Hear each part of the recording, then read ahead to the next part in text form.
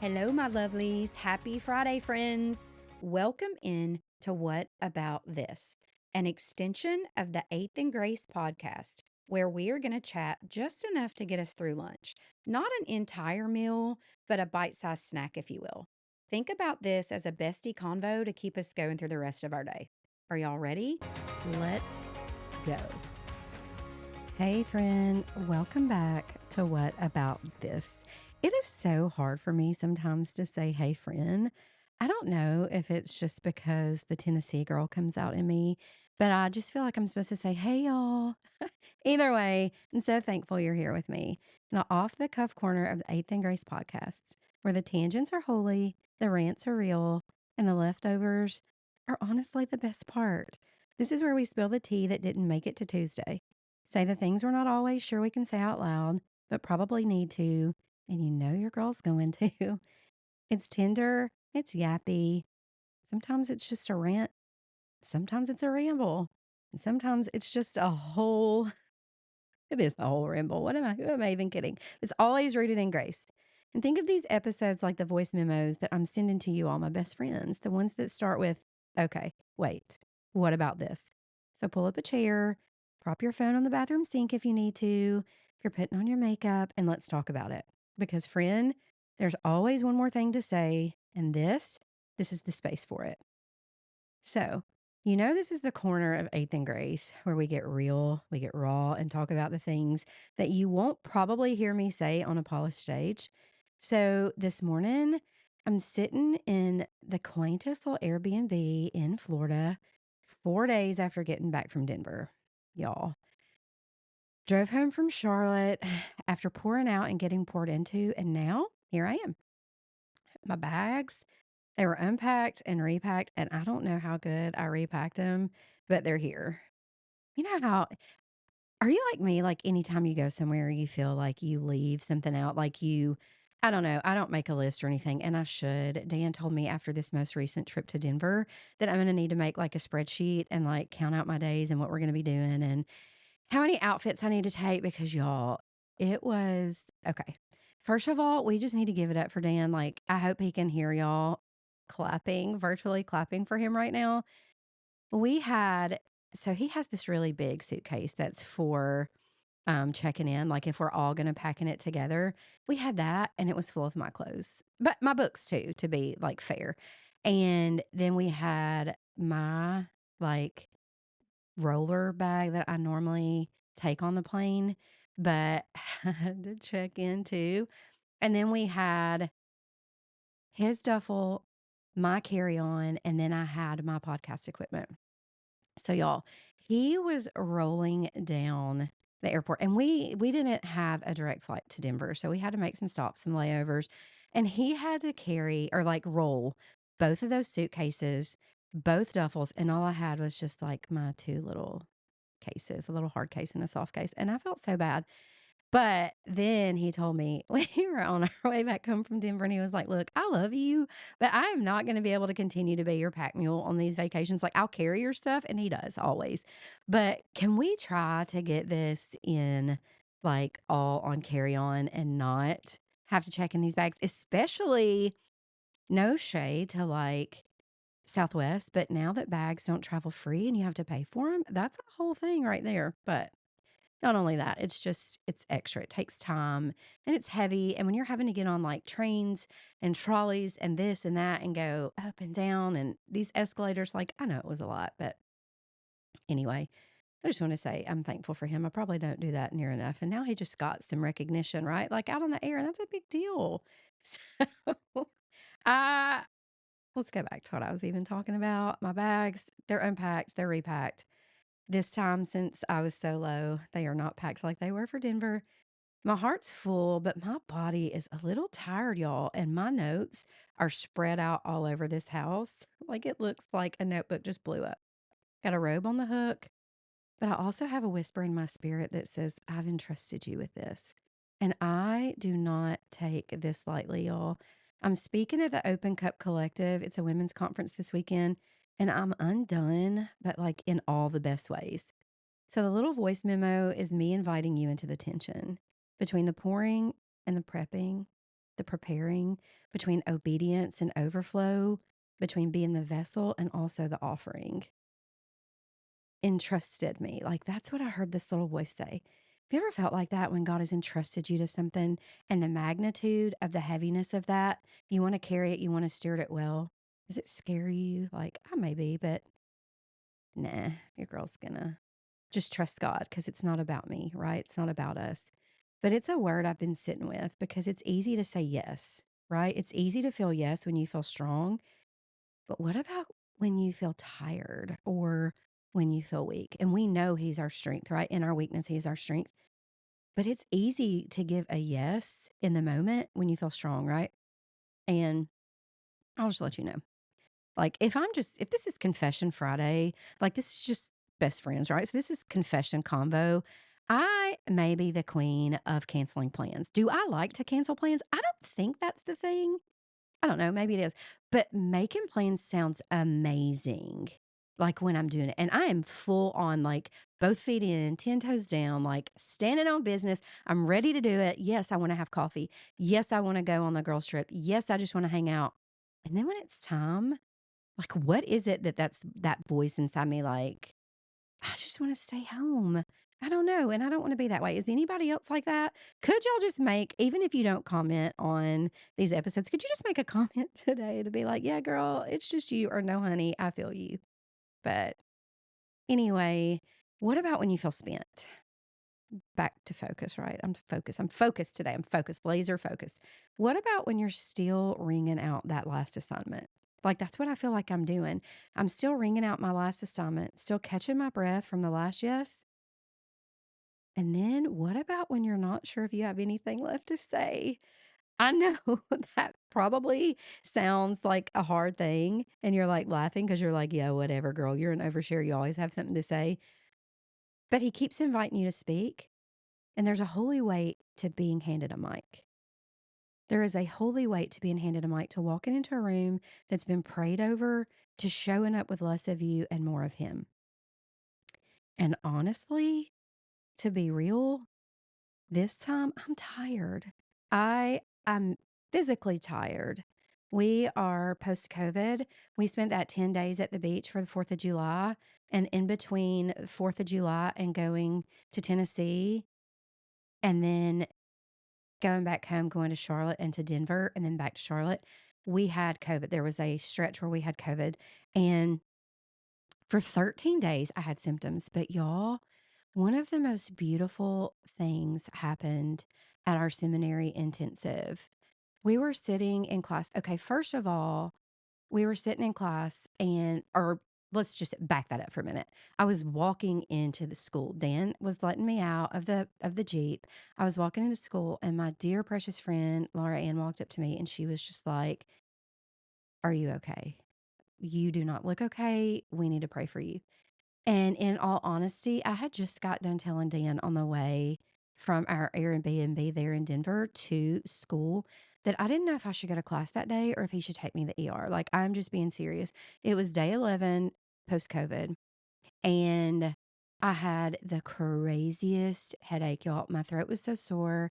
My face felt swollen, like on the left side, my sinuses, and I had like my nose was bleeding. I know that's a little TMI. My nose was bleeding, and every time I swallowed, I was swallowing blood. And if I try to tell you that I was just like She-Ra in that moment or like Wonder Woman, I would be lying to you. And I'm not going to lie to you. I was afraid for a moment. And I walked into class and they set me down, and all the ladies gathered around me and they prayed. And they prayed the sweetest, most tender prayers over me. Their hands just felt heavenly, like touching my shoulder, my head, like wherever they could touch. They were touching each other, like grabbing each other's shoulder. It was just the sweetest moment of them praying over me. And then came this one bold prayer. And she just began to speak to the heaviness and for it to lift and for the spirit of fear. And y'all, this may be a little much for you to believe, but I'm going to tell you in an instant on day 11, I felt the symptoms lift. The headache was gone.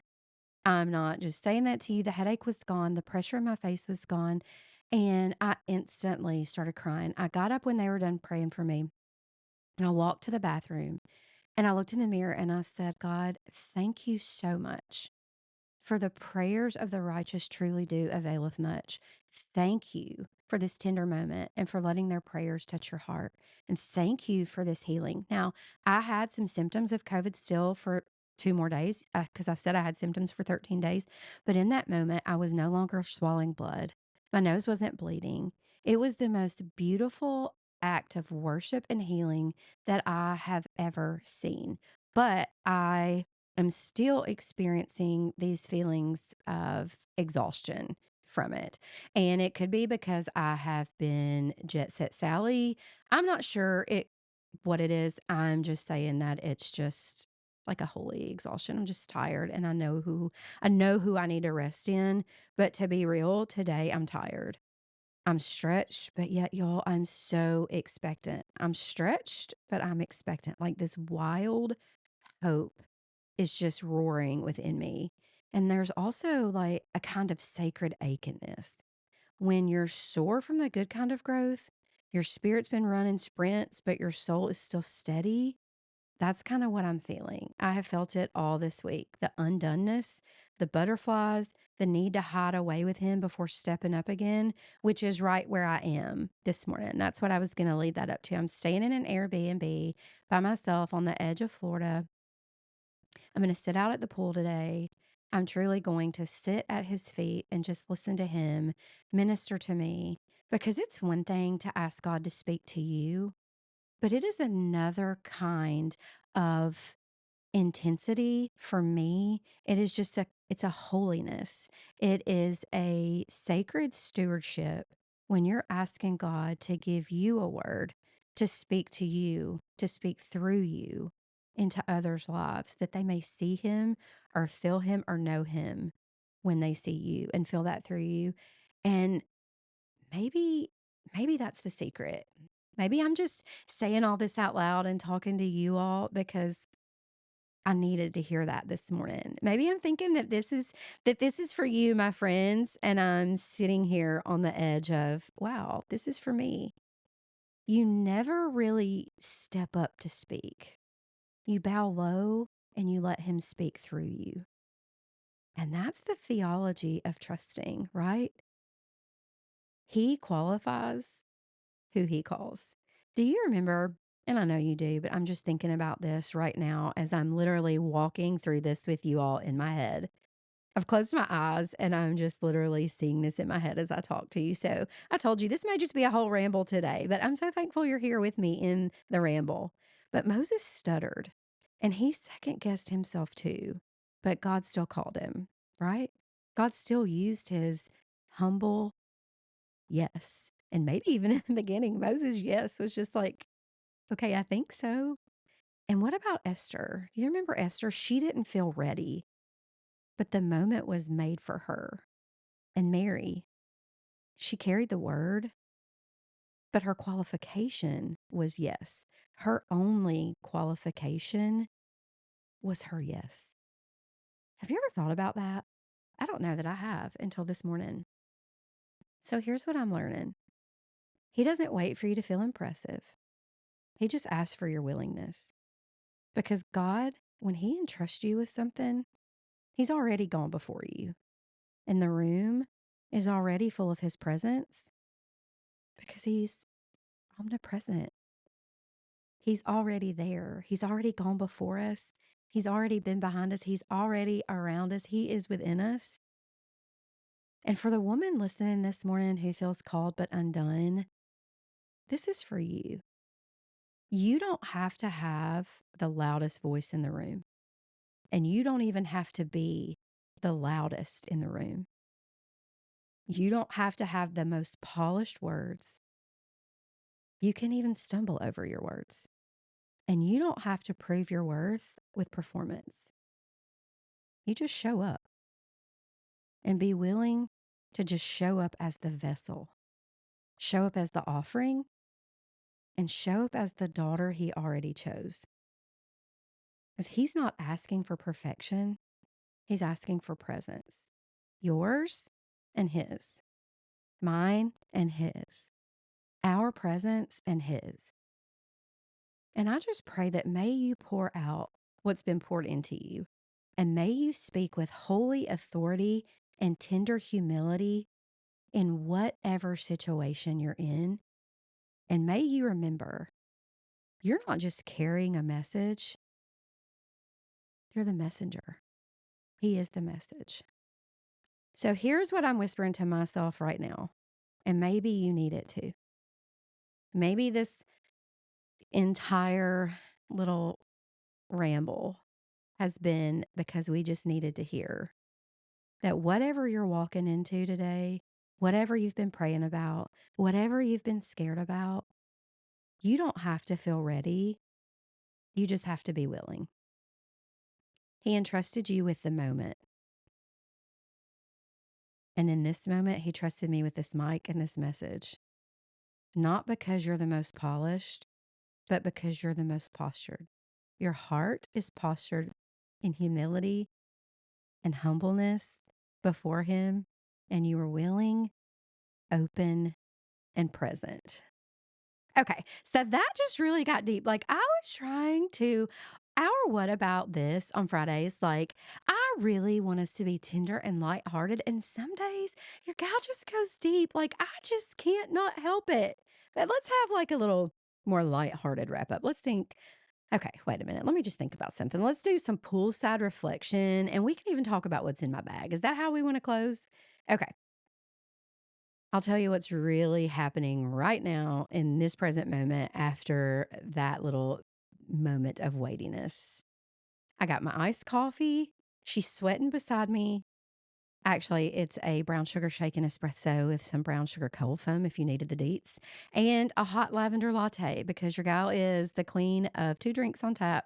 And that's not like this flex. That is because sometimes I just can't decide and I'm off my routine. And at home, I always drink a hot coffee first thing in the morning, and then I'll have an iced coffee later. And since I'm off my routine, I just did it together at the same time. So I didn't have to go back to the coffee shop twice. So a beach towel folded up in the chair, and I'm eyeing the pool like she is the Sea of Galilee. Like, I am going to sit out here, hopefully not get burnt today because I'm going to plan on being out here all day. I have some snacks, 2 outfits right here I probably am not going to wear, can't decide. I have a candle here in the Airbnb. I have a floppy hat that makes me feel like I'm on a retreat, even when I'm just sweating right here through this humidity. Because sometimes for you, for me, the preparation is just sacred. And sometimes it looks like journaling by the pool with your feet in the water and your heart in his hands. And that's what today is. Just a day to sit here, to rest in him on this Friday, the day of our Lord, 2025, July 25th, grace upon grace. And we're just sitting here and we're trusting him with whatever he's calling us to, even when we're tired. We don't have to be ready. We don't have to look like anyone else. We just have to be a willing vessel and be present. And can I just say, before we close, if this episode met you in your own in between, if it reminded you that you don't have to feel ready to say yes, would you please do me a favor? Would you send today's What About This episode to a friend who's wrestling with her next yes? And the biggest ask is, would you please leave a quick review on Apple or Spotify, wherever you're listening on? Just a few kind words helps more women find this space. Those 5 stars, that's grace, and they're free. They don't cost anything, and it just helps get the message out. And you can also subscribe to my Substack. That'll be in our show notes. But I have Musings of Grace that I send out on Fridays and an email newsletter. I also do like little behind the scenes and notes and some on Tuesday, but typically it's Friday. But that way you can just keep breathing a little between the episodes and read and hear what I have to say if you like that. If you don't, I wouldn't. And hey, tag me at Brandy A. Dawson on Instagram and use What About This. I would love to see where you're listening from today. He has entrusted you, friend, and not because you're perfect, but because you're his. Now you can pour out. I can go pour out today, even from a Florida Airbnb, even when you're still catching your breath, because He has already went before you. I love you guys so much. I am so thankful that you're here. I'm so thankful that you entrust me to hold this microphone and to speak something that you just may hold on to or glean from. I don't take it lightly. I enjoy you all being here, and I pray that this message, these message today, just found you in a place of just needing this word to hold on to, and to know that I'm here with you, and I'm praying, I'm cheering you on, and we got this, right? We got this. Until next time, bye.